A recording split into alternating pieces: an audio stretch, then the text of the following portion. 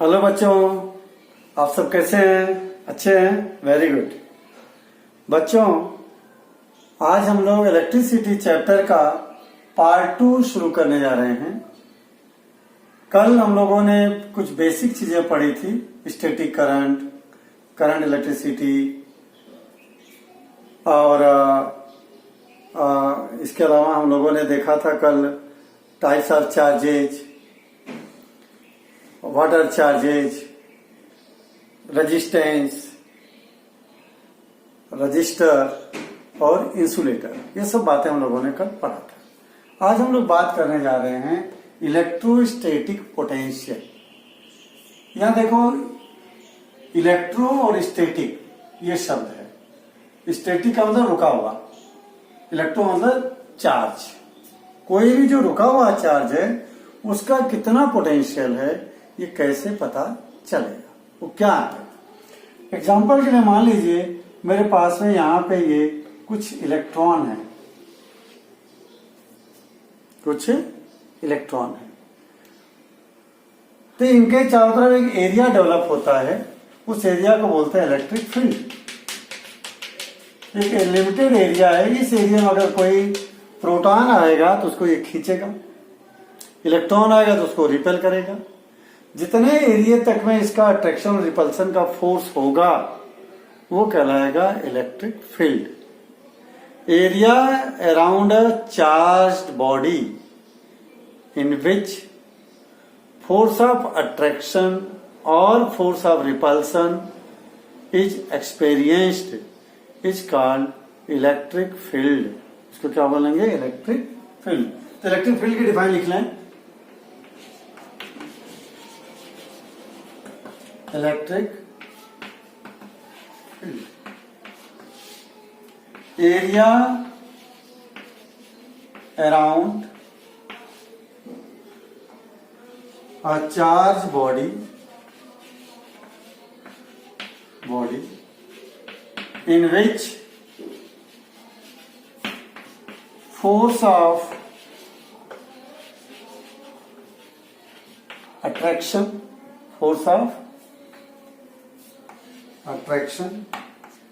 or repulsion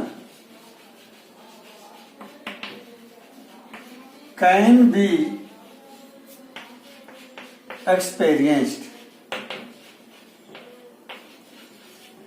is called electric field। फिर से सुन लें। Area around a charged body in which force of attraction or repulsion can be experienced is called electrostatic, is called electric field।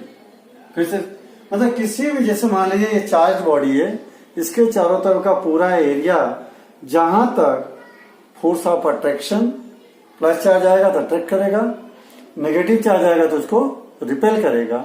In forces को हम feel करें, experience करें तो कहलाएगा electric field. Clear हो गया? इलेक्ट्रिक फील्ड यहां चाहे तो जोड़ सकते हैं, इज कॉल्ड इलेक्ट्रिक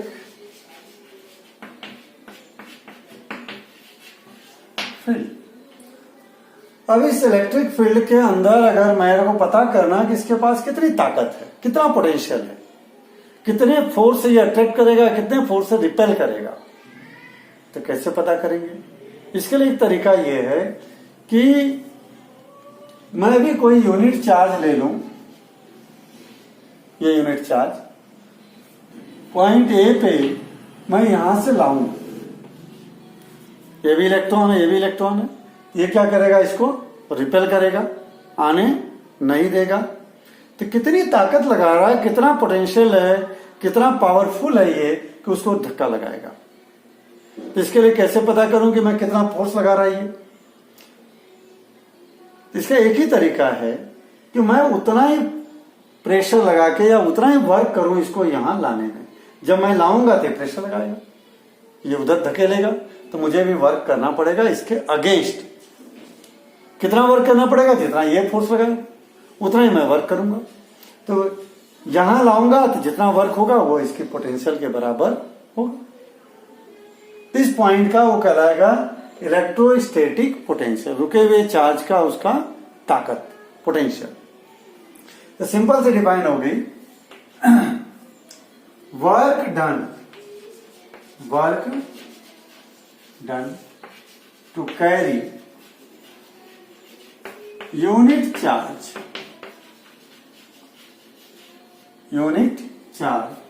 फ्रॉम, कहां से लाना है? Infinity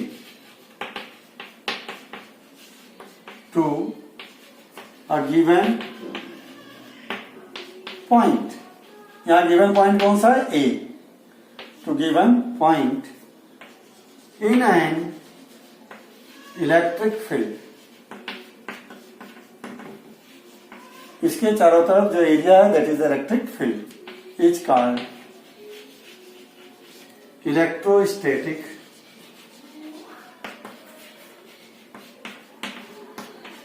potential. इसी को हम कहते हैं इस पॉइंट का, इस जगह का इलेक्ट्रोस्टैटिक पोटेंशियल। इसकी कितनी पावर है, जितना मैं वर्क करूंगा इधर लाने में वही इसकी पावर है, क्योंकि जितना फोर्स से धकेलेगा उतना ही मुझे इसके अगेंस्ट वर्क करना पड़ेगा। तो बच्चों ये बात हो गई किसी भी पॉइंट पे किसी भी चार्ज पार्टिकल का कितनी पोटेंशियल है उसकी मीनिंग। अब हम बात करते हैं, कोई दो पॉइंट लेते हैं, उन दोनों पॉइंट के बीच के पोटेंशियल का डिफरेंस कितना है।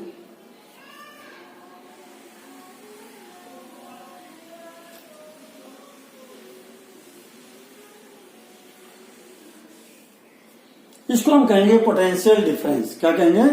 Potential difference.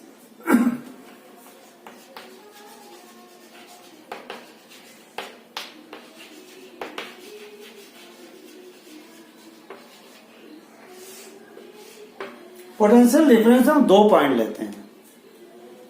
मान लो हमने पॉइंट ए लिया, पॉइंट बी ये लिया। अब दोनों के, मान लो यहां भी कुछ चार्ज है, यहां भी कुछ चार्ज है, ये इलेक्ट्रॉन, ई फॉर इलेक्ट्रॉन, यहां भी चार्ज है। अब देखो दोनों पॉइंट के बीच में कितना पोटेंशियल का डिफरेंस है। ये भी, इसके पास भी इलेक्ट्रोस्टैटिक पोटेंशियल है, इसके पास भी इलेक्ट्रोस्टैटिक पोटेंशियल है। यहां मान लो 1 कूलाम है, तो यहां कितना है? 10 कूलाम है पोटेंशियल। तो बच्चों अब जो चार्जेज हैं, पोटेंशियल डिफरेंस पढ़ने से पहले कुछ बातें हम लोग और छोटी सी कर लें, जो इसमें हम लोगों को टर्म यूज में आएंगे उनकी मीनिंग समझ लें, फिर इन दोनों के बीच का पोटेंशियल डिफरेंस की बात करते हैं, क्योंकि वो टर्म बार बार आएगा। जैसे एग्जांपल के लिए चार्ज को किससे डिनोट करेंगे? Charge is denoted by Q. Q क्यों लिया? क्यू का मतलब क्वांटिटी यानी क्वांटम।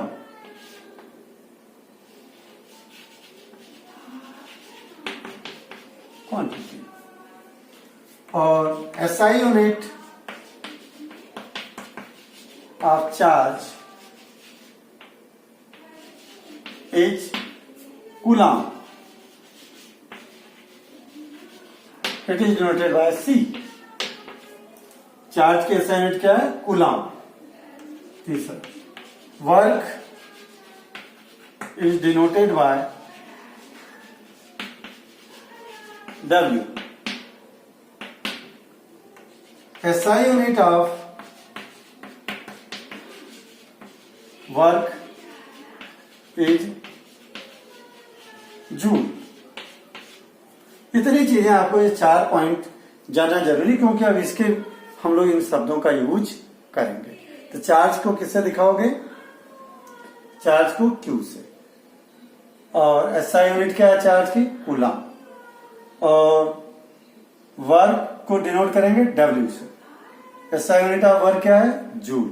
अब चार्ज क्या है?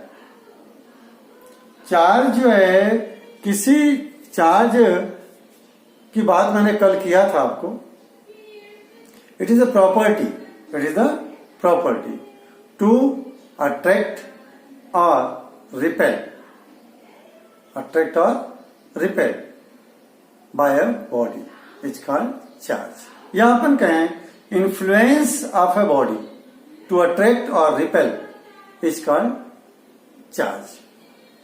तो बात यही कर रहा हूं मैं। अब देखते हैं अपन पोटेंशियल डिफरेंस की बात करते हैं। ये देखो आपने नोट कर लिया चारों चीजें। अब देखिए, मान लो दोनों पॉइंट के बीच में कितना पोटेंशियल का डिफरेंस है, इसका इलेक्ट्रोस्टैटिक पोटेंशियल, इसका इलेक्ट्रोस्टैटिक पोटेंशियल, कैसे पता चलेगा? अगर मैं इस पॉइंट से इस पॉइंट तक कोई यूनिट चार्ज लाऊं, इधर लाऊं, तो मुझे वर्क करना पड़ेगा। यहां से यहां तक लाने में इसको जितना वर्क करना पड़ा वही है दोनों के बीच का पोटेंशियल डिफरेंस। यहां तो अभी स्टार्टिंग पॉइंट है, कोई वर्क किया नहीं, जीरो वर्क किया हूं, यानी 0 जूल। और यहां लाने में मान लीजिए मैंने 50 जूल वर्क कर लिया यहां से यहां, ठीक। चार्ज कितना लिया हूं? 1 कूलम। तो वर्क कितना किया मैंने? 50 जूल, ए टू बी। कितना चार्ज लाने में? Unit charge. कितना चार्ज लाने में? Unit charge, 1 coulomb. तो वर्क कितना हो गया? 50 joule to carry 1 coulomb charge. इसको और थोड़ा सा फार्मूला निकालना तो यूं समझो, मान लो मैंने 10 कूलम चार्ज लिया। कितने कूलम? 10 कूलम। 10 कूलम को कैरी करने में कितना वर्क कर रहा हूं? 50 जूल। तो 1 कूलम को कैरी करने में कितना वर्क करूंगा? 10 कूलम को करने में मैं कितना वर्क कर रहा हूं? 50 जूल। 1 कूलम को कैरी करने में कितना करूंगा? 5 जूल। बिल्कुल सही बात है, क्योंकि 10 से इसको डिवाइड करूंगा। तो जब 10 से इसको डिवाइड करेंगे हम, तो आंसर आ जाएगा 5 joule per coulomb. 5 joule per coulomb, यानी 1 कूलम को कैरी करने में पॉइंट ए से बी तक लाने में मेरे को 5 जूल वर्क करना पड़ा। यही दोनों पॉइंट का पोटेंशियल डिफरेंस है। या एक तरीका और यहां का इलेक्ट्रोस्टैटिक पोटेंशियल निकाल लें, यहां का निकाल लें, दोनों को माइनस कर दें तो भी पता चल जाएगा। ठीक, तो 2 बार हमको बात करनी पड़ेगी, इससे अच्छा एक ही बार कर लो। यहां से चार्जेस को यहां ले आओ, जितना वर्क करना पड़ेगा वो दोनों पॉइंट के बीच का पोटेंशियल डिफरेंस। तो सिंपल डिफाइन हो गया। अब इसको जरा और डिफाइन कर लो। तो ये क्या? वर्क W, और ये क्या? चार्ज Q, और निकला क्या? Potential difference. पोटेंशियल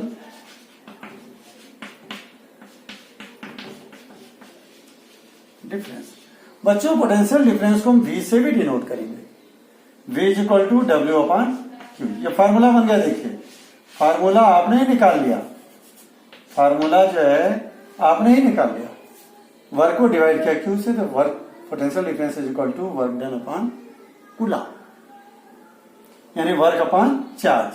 तो V इज इक्वल टू हो गया work upon charge, work upon charge. तो डिफाइन सिंपल हो गई। क्या हो गया? Work done to carry unit charge from one point to another point is called potential difference between 2 points. लिख लो, work done two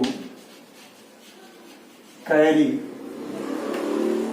unit charge from one point to another point is called potential difference। जितना work करेंगे एक point से दूसरे point तक लाने में वो कहलाएगा पोटेंशियल डिफरेंस। पहली बात हो गई।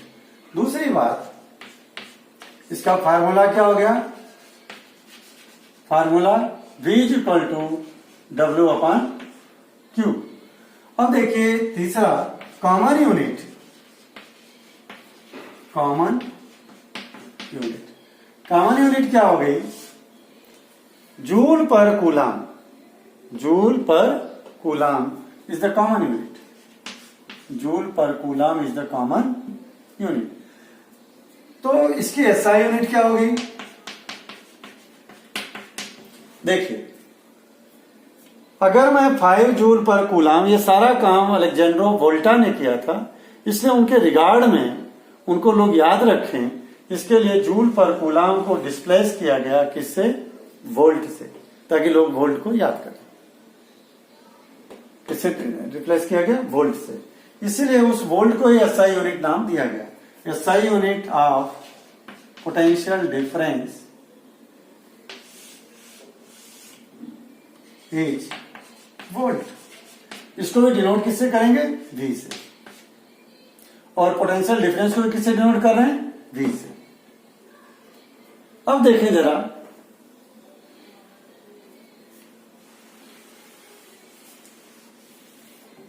छोटी सी डिफाइन और आ रही है। मान लीजिए 1 जूल पर कूलम कब आंसर आएगा? जब अगर हम लोग 1 वोल्ट पोटेंशियल डिफरेंस आएगा, 1 जूल वर्क करें, 1 कूलम चार्ज को कैरी करें। When 1 joule work is done to carry 1 coulomb charge from one point to another point, then potential difference is said to be 1 volt.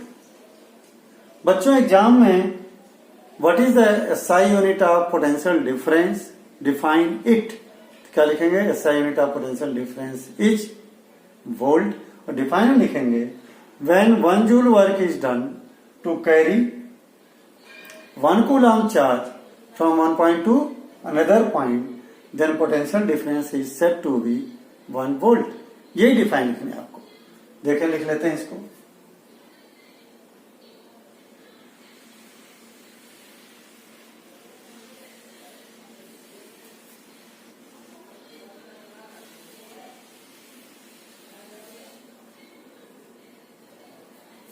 If 1 joule work is done to carry 1 coulomb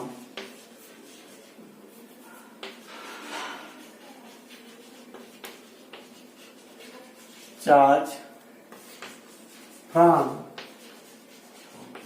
one point to another point, then potential difference is said to be 1 volt. तब क्या कहेंगे? Potential difference is said to be 1 volt, या केवल volt भी लिख सकते हैं आप। एग्जाम में वोल्ट की डिफाइन आए या 1 वोल्ट की डिफाइन आए तो लिखना। If 1 joule work is done to carry 1 coulomb charge from one point to another point, then potential difference is said to be 1 volt. 1 volt की डिफाइन आए तो बच्चों ये लिखना आपको। अब हम बात करने जा रहे हैं कि पोटेंशियल डिफरेंस को मेजर कैसे करेंगे, नापेंगे कैसे। ये तो हमने शब्दों में बात किया, बात को समझने के लिए। करंट को फ्लो होने के लिए पोटेंशियल डिफरेंस होना बहुत जरूरी है। पोटेंशियल डिफरेंस नहीं है, करंट फ्लो नहीं होगी। और पोटेंशियल डिफरेंस डेवलप कौन करता है? बैटरी या सेल। ठीक जैसे कि मान लीजिए 2 टैंक है, ए और बी, दोनों में इक्वल अमाउंट में पानी, थोड़ा एक में कम पानी है, दूसरे में ज्यादा। दोनों को अगर एक पाइप से जोड़ूं मैं, तो पानी किधर से किधर जाएगा? इधर से इधर फ्लो होना शुरू हो जाएगा, क्योंकि यहां क्या है? पोटेंशियल ज्यादा है, प्रेशर ज्यादा है, मोर पोटेंशियल, इसलिए पानी इधर से इधर फ्लो होगा। सेम वही है, जिधर इलेक्ट्रॉन ज्यादा होंगे उसका इलेक्ट्रोस्टैटिक पोटेंशियल ज्यादा होगा, जिधर कम होंगे उसका कम होगा। तो ज्यादा से कम की तरफ, जिधर ज्यादा इलेक्ट्रॉन है वो ज्यादा प्रेशर डेवलप करेंगे, जिससे इलेक्ट्रॉन के ऊपर फोर्स ज्यादा डालेंगे तो इलेक्ट्रॉन फ्लो होना शुरू हो जाएंगे। तो हम लोग बात कर रहे थे कि पोटेंशियल डिफरेंस को मेजर कैसे करें। To measure the potential difference there is a device known as volt meter. Volt meter, देखो वोल्ट मीटर के बारे में 3 बातें पढ़ेंगे। Number 1, it is a device to measure potential difference. कैसे कनेक्ट करेंगे? It is connected parallel to resistance. जिस resistance को का पोटेंशियल डिफरेंस पता करना है उसको उसके पैरेलल कनेक्ट करना पड़ेगा, या रेजिस्टेंस और बिटवीन 2 पॉइंट्स, बिटवीन 2 पॉइंट्स। अभी डायग्राम से समझा देता हूं। तीसरा, इट हैज हाई रेजिस्टेंस, इसका रेजिस्टेंस बहुत ज्यादा होता है, सो that current could not flow through it, उसमें से करंट फ्लो ना हो सके। अगर भाई जरा देखो डायग्राम से समझ आएगा आपको। ये बात क्लियर हो गया। मीटर के voltmeter, it is a device to measure potential difference. Connect करेंगे, कैसे करेंगे? It is connected parallel to resistance और between 2 points. Parallel to resistance between 2 points कर दो, और हटा दो। It has high resistance so that current could not flow through it.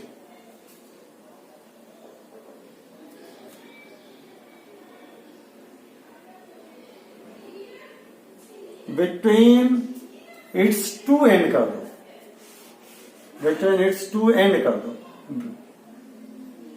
Parallel to resistance between its 2 and, और अच्छा हो जाएगा। कंडक्टर के रेजिस्टेंस के दोनों एंड के बीच में पैरेलल लगा दो, जैसे डायग्राम देखते हैं अपन।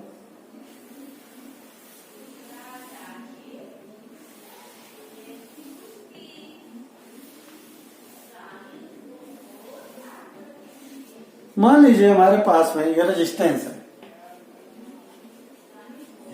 इसका एक एंड ये ए और ये बी, दोनों के बीच में यहां पैरेलल वोल्ट मीटर आप लगा दीजिए और बैटरी से इसको जोड़ दीजिए।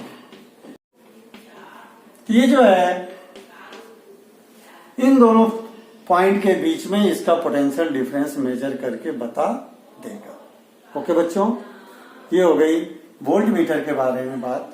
वोल्ट मीटर के बारे में ये 3 चीजें जरूर पूछी जाती है। अब हम बात करते हैं व्हाट इज करंट। करंट की बात करेंगे।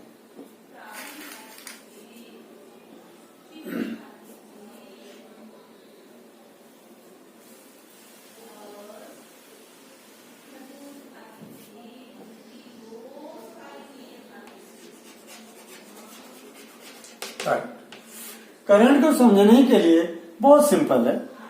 ये भी मान लीजिए कोई ये कंडक्टर है, कंडक्टर ए और बी, इसके बीच का कोई एक पॉइंट ले लें, बैटरी से जोड़ दें, तो इसके इस पॉइंट से इधर कितने चार्जेस पास हो रहे हैं 1 सेकंड में, उसी को हम कहेंगे current. Amount of charge passing through a cross section area of a conductor in 1 second। Cross section area का मतलब जैसे ये तार है, तार को बीच में से काट दें तो ये सरफेस मिलेगा, ये सरफेस, ये बोला जाता है क्रॉस सेक्शन एरिया। तो इस क्रॉस सेक्शन एरिया से उधर वाले में कितने एंटर कर रहे हैं 1 सेकंड में चार्जेज, उसी को बोलते हैं हम करंट। यानी डिफाइन सिंपल हो गई,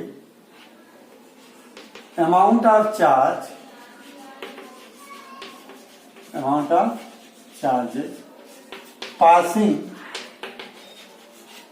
through a cross section area of a conductor in 1 second is called current. इसकी डिफाइन हो गई. Number 2, it is denoted by I, symbol I.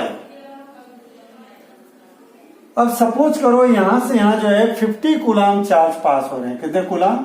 50 coulomb. कितने टाइम है? 5 सेकंड में.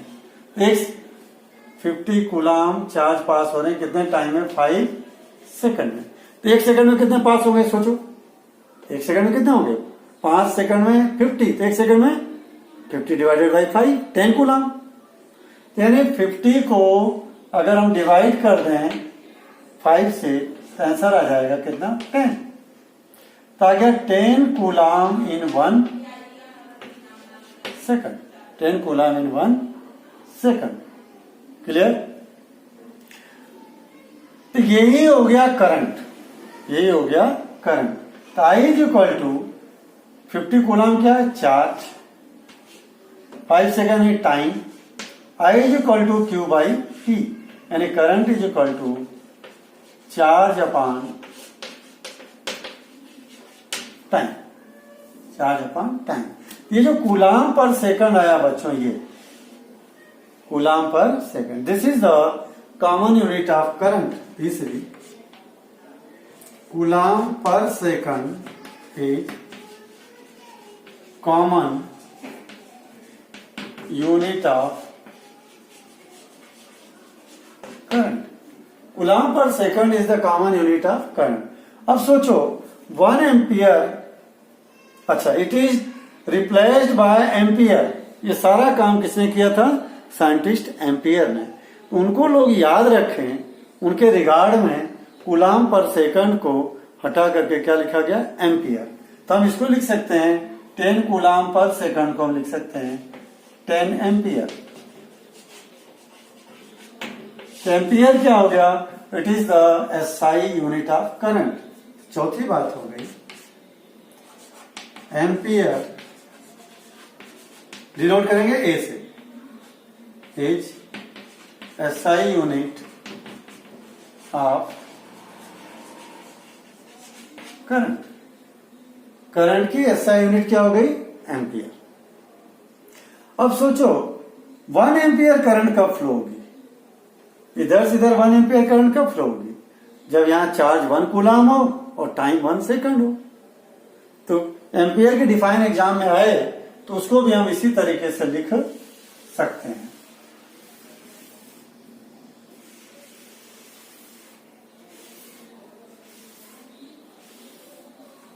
देखिए 1 ampere is equal to 1 coulomb upon 1 second. यानी if 1 coulomb charges pass through a cross section area of a conductor in 1 second, then current is said to be 1 ampere. लिख लें 1 ampere की define. If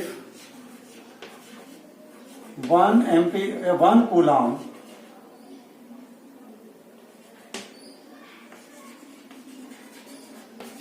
charge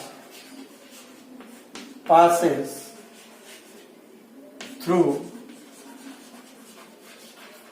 a cross section area of a conductor.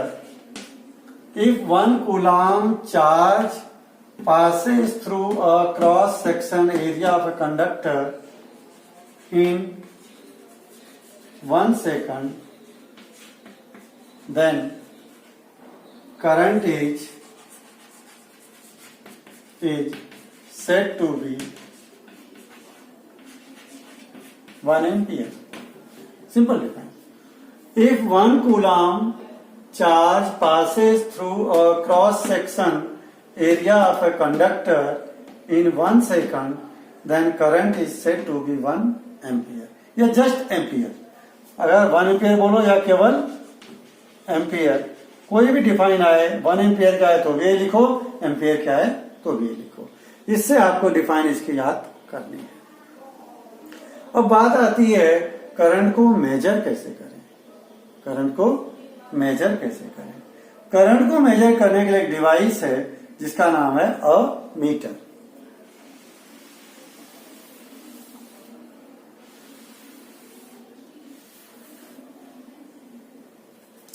Metre को मान लो हमको पता करना है कितना इस कंडक्टर में से करंट पास हो रही है, तो आप रास्ते में इसके यहीं पे चाहो तो मीटर फिट कर दो. मीटर को भी हम ए से डिनोट करेंगे. किससे डिनोट करेंगे? ए से.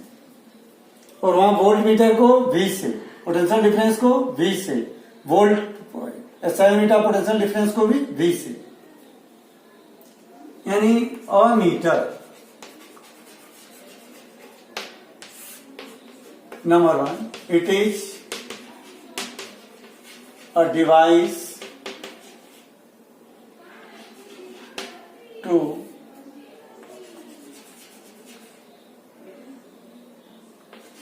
measure current. It is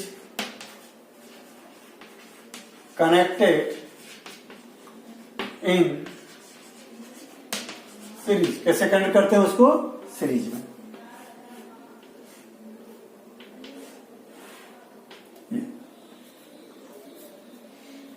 अगर यहां लगाते हैं तो ये पैरेलल कहलाता है, रास्ते में लगा दिया तो वो सीरीज कहलाएगा. It is connected in series. तीसरा, it has very low resistance. Very low, इसका जो रेजिस्टेंस है बहुत कम है. क्यों? So that it can not stop the passing of current. देखो उल्टा है, वोल्ट मीटर का रेजिस्टेंस ज्यादा है और मीटर का रेजिस्टेंस कम है. वोल्ट मीटर का रेजिस्टेंस कम क्यों है? जिससे कि पूरी करंट जाए, रोके ना. जो जाएगी तो उसको नाप लेगा वो.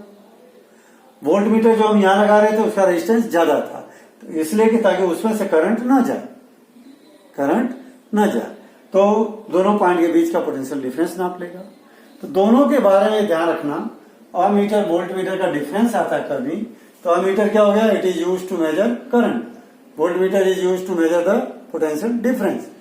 Metre is connected in series. Volt meter is connected in parallel. Meter has very low resistance. Volt meter has very high resistance. दोनों अपोजिट 3 पॉइंट डिफरेंस के हो जाएंगे.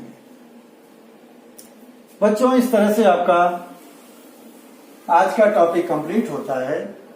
आप difference between a meter and volt meter लिख लेंगे. Question दे देता हूं मैं.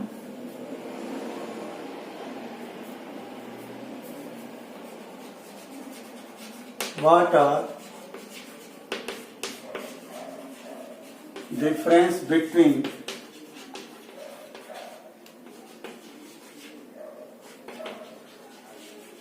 Volt meter and meter. वही 3 पॉइंट लिखना आपको. 3 पॉइंट आपको लिखना है. और ऐसे ही पोटेंशियल डिफरेंस और करंट का डिफरेंस का भी क्वेश्चन लिखना है. व्हाट आर डिफरेंस बिटवीन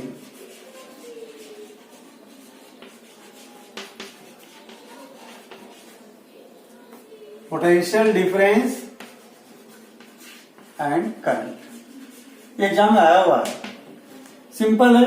दोनों के डिफाइन ले लो, दोनों का फार्मूला ले लो, दोनों का कॉमन यूनिट ले लो, दोनों की एसआई यूनिट ले लो, दोनों को मेजर करने वाले इंस्ट्रूमेंट ले लो. 5-6 पॉइंट आपके बन जाएंगे। क्लियर है? ये आपको खुद को करना है। ओके बच्चों, हैव ए गुड डे।